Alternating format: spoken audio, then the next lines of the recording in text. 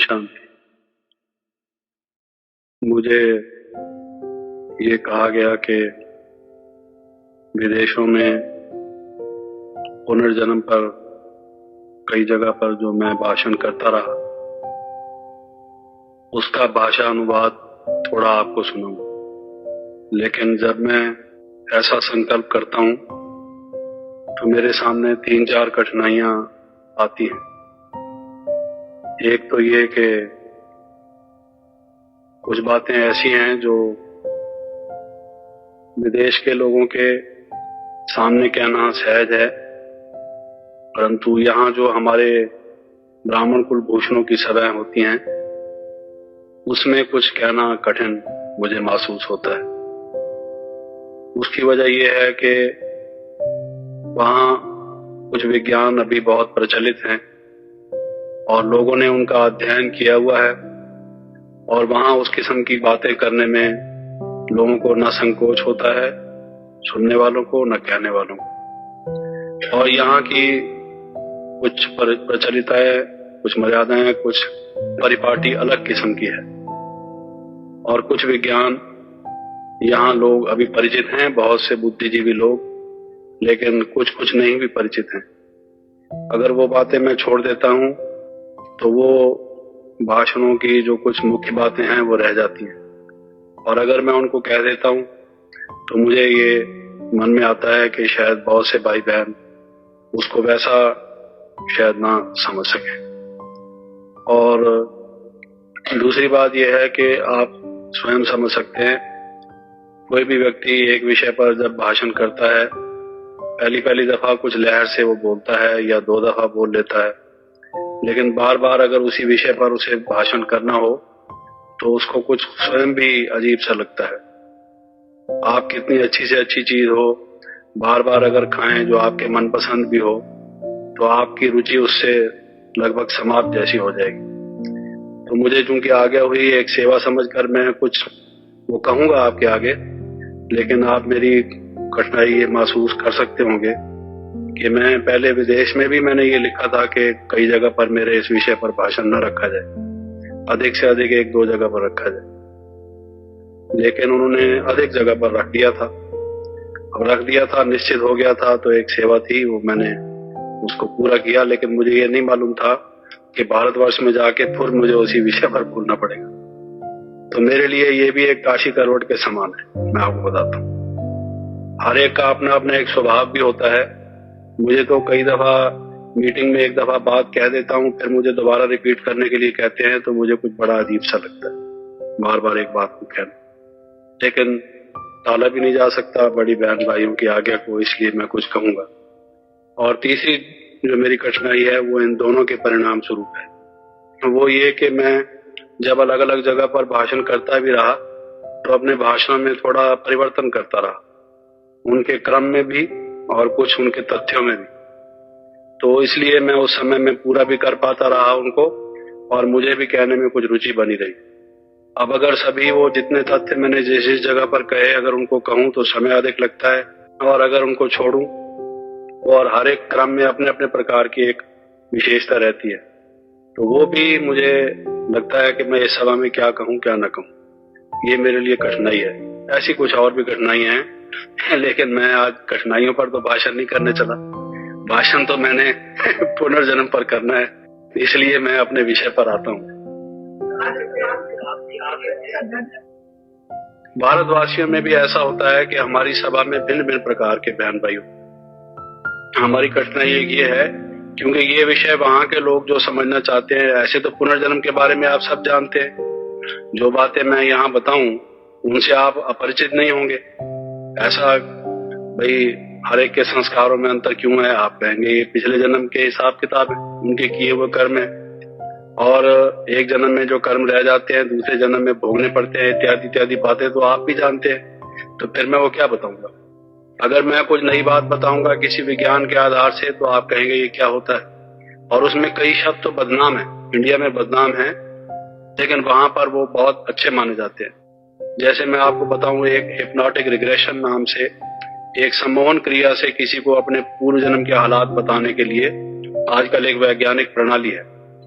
अब यहाँ मैं हिप्नोटिज्म का अगर नाम भी लूं तो लोग उसको, हिप्नोटिज्म भारतवर्ष में एक प्रकार से अभी तक भी बदनाम है। वहां पर वो एक साइंस मानी जाती है और हर एक डॉक्टर को सिखाई जाती है, और साइकियाट्रिस्ट लोग तो खास तौर से सीखते हैं। इसलिए वहां अगर हिप्नोटिक रिग्रेशन की बात की जाए तो लोग उसको अच्छा समझते हैं। यहाँ मैं भारत में अगर सम्मोहन क्रिया की बात करूं तो लोग कहेंगे पहले ही ये आंख में आंख मिलाकर योग का अभ्यास करते हैं, उसको भी लोग हिप्नोटिज्म की संज्ञा कई लोग देना चाहते हैं। और फिर इस विषय में भी मैं उसकी चर्चा करूं तो बहुत से लोग सोचेंगे जगदीश भाई बाप दादा की बातें छोड़कर ये क्या है, सम्मोहन की बात करने लगा। तो मेरे लिए कठिनाई होती है, लेकिन वहां के लोगों को ये बात बताना जरूरी है और इस बात का बहुत आजकल बहुत इसकी चर्चा है। ये इस पे विश्वास करते हैं, लोगों के इलाज होते हैं इस बात पर। इंडिया में भी अभी ये काफी शुरू हो गया है, लेकिन जो अच्छे अच्छे डॉक्टरों के विद्यालय है या साइकियाट्रिस्ट लोग हैं या बहुत बुद्धिजीवी लोग हैं, उन बातों को वो अच्छा समझते हैं।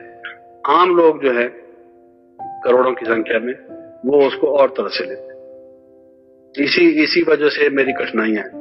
लेकिन फिर भी कुछ ब्रेक लगा के अपने को और कुछ ब्रेक लूज करके जो थोड़ा बहुत जैसे गाड़ी चलेगी तो वो मैं आपको बताऊंगा, आपके सामने रखूंगा। ये अर्थ तो कर दूंगा, लेकिन वो कहते हैं ना भाई बद अच्छा बदनाम बुरा, कई शब्द इंडिया में वैसे ही बदनाम है, चाहे वो चीज अच्छी हो लेकिन वो बदनाम है। अब जैसे देखिए हम जो दृष्टि देते हैं एक दूसरे को, इसका योग शास्त्रों में भी वर्णन है, इसको त्राटक कहते हैं और त्राटक का बहुत महत्व है। लेकिन उस समय में जिस समय लोग ये करते रहे होंगे तो इसको अच्छा समझा जाता।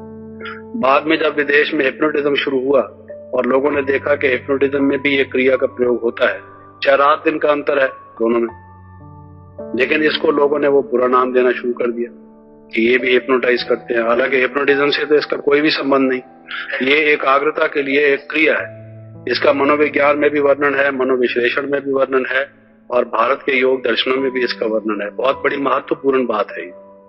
लेकिन अभी जब से वो हिप्नोटिज्म की बात शुरू हुई और जिसने हिप्नोटिज्म शुरू किया उसने इसको भी बीच में साथ में लिया दृष्टि देने को, तो लोगों ने, आपने देखा ना, जैसे पिछले दिन मैं जब आया था तो एक प्रोग्राम हुआ कि भाई तुम बाल सुनाओगे, वो जो सड़कों पर करते हैं लिटा के आदमी को दृष्टि दे के करते हैं ना जमूरे का, तो आपको मालूम है उस तरीके से लोग इसको चीप लेने लगे। एक अच्छी सी बात को भी लोगों ने खराब नाम देके, अंग्रेजी में एक कहावत है, give the dog a bad name and kill it.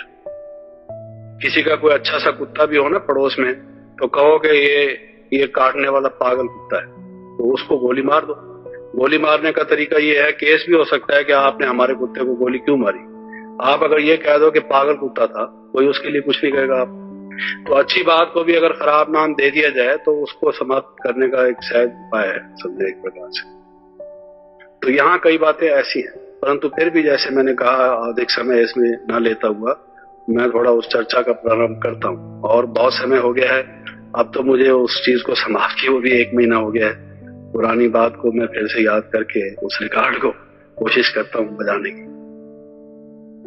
और एक बात यह है कि मैं वहां जो शुरू किया करता था कई जगह पर इस भाषण को, वो अपने अनुभव से और जिस तरह से वास्तव में मैंने इस चीज को समझा उस तरह से शुरू करता था। क्या था कि मैं जब कोई 5-6 वर्ष का था तो मुझे बहुत दफा अनुभव होते थे, कई दफा मुझे लाइट के अनुभव होते थे और मैं ऐसा महसूस करता था कि लाइट, डिवाइन लाइट, एक दिव्य प्रकाश मेरे चारों ओर है और मैं उस समय बहुत शांति का, बहुत आनंद का अनुभव करता था। लेकिन वो क्या है, क्यों होता है, ये मुझे कोई उसका स्पष्टीकरण नहीं था। वो अनुभव होता था और समाप्त हो जाता था। मैं खुद उसको अपनी मर्जी से करना चाहूं ये मैं नहीं कर सकता था। तो मैंने कई बुजुर्गों से इस चीज के लिए पूछा था कि ये जो मुझे अनुभव होता है ये क्यों होता है। तो मुझे ऐसा महसूस होता था कि भगवान मुझसे बहुत प्यार करता और मैं भी भगवान से बहुत प्यार करता हूँ, लेकिन हमारे बीच में क्या दीवार है जो हम एक दूसरे को देख नहीं सकते, नजदीक नहीं आ सकते। ये मेरे मन में एक प्रश्न बना रहता था। तो लोगों से जब मैं इस बारे में कहता था, बुजुर्गों से, तो वो मुझे ये कहते थे कि पूर्व जन्म में आपने कोई भक्ति की होगी या कोई योग साधना की होगी, उसका ये फल है।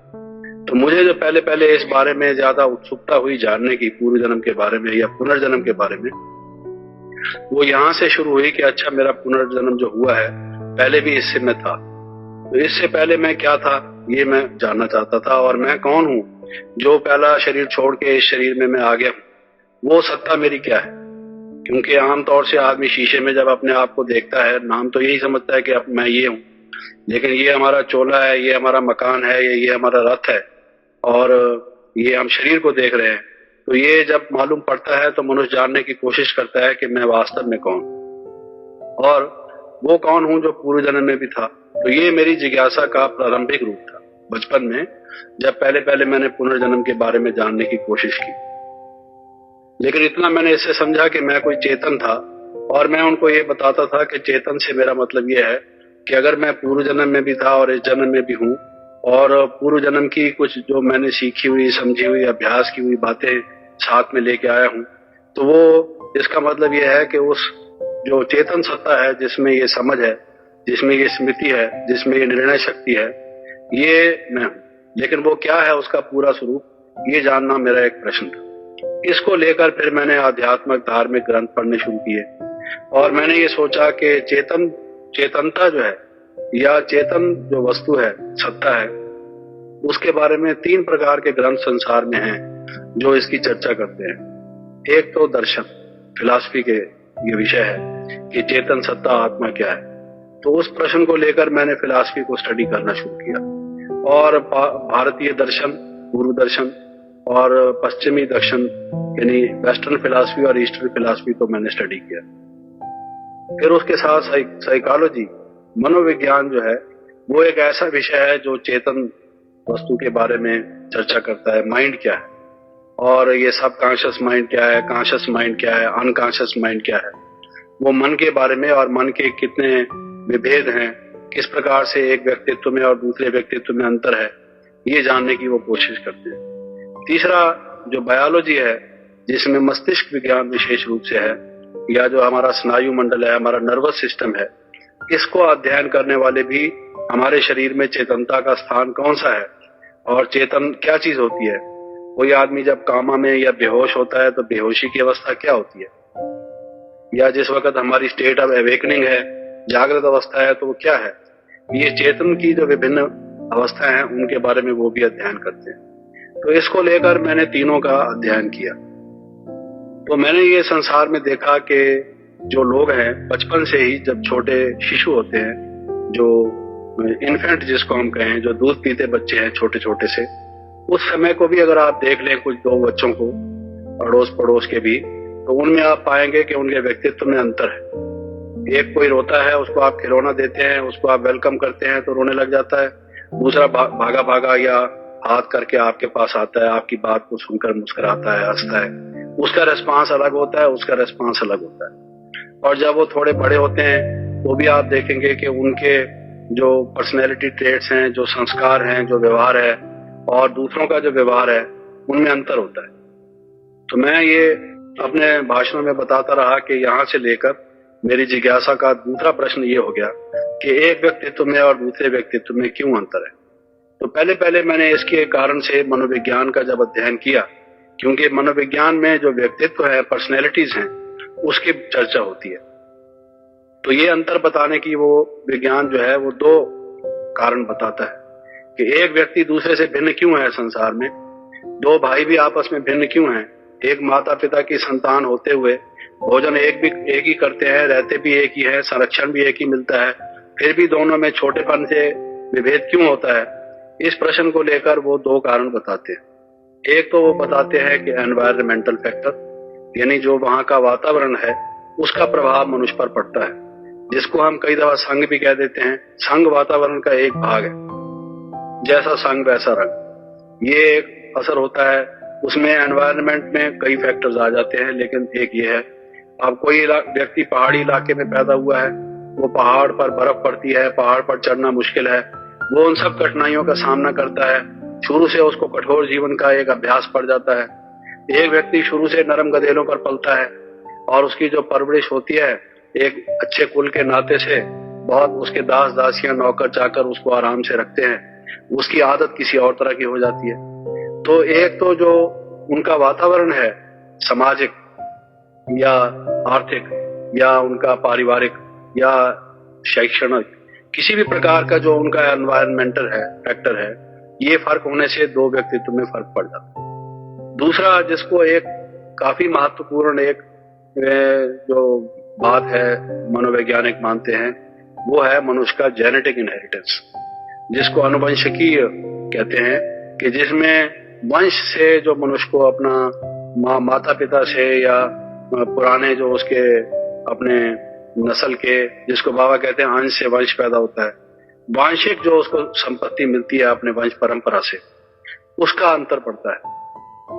तो ये दो कारण अगर व्यक्तित्व को बता सकते हैं फिर तो शायद पुनर्जन्म की बात की चर्चा भी नहीं हो, लेकिन हम ये देखते हैं कि ये दोनों के व्यक्तित्व में अंतर बताने में नाकाफी है। मैं इस चीज को लेकर पहले कई जगह पर शुरू करता था। अब उसमें मिसाल के तौर से आप देखेंगे कि जो जेनेटिक इनहेरिटेंस है, मनोवैज्ञानिक जो ये भेद बताते हैं कि नस्ल का फर्क पड़ता है, क्योंकि आप गेहूं खरीदने जाते हैं बाजार में तो आप पूछते हैं ये कौन सा नंबर है या कहाँ की, इसकी जिन्स क्या है, जिसको जिन्स कहते हैं या वंश कहते हैं, तो वो स्पीसीज उसकी, क्वालिटी उसकी, तो उसकी वजह क्या है, क्यों अंतर पड़ता है हर एक क्वालिटी में। चावल देखिए, नाम तो सबका चावल है, लेकिन कितनी प्रकार का चावल, चना है कितनी प्रकार का चना है, तो क्या है कि उनका जो बीज है उस बीज में अंतर है।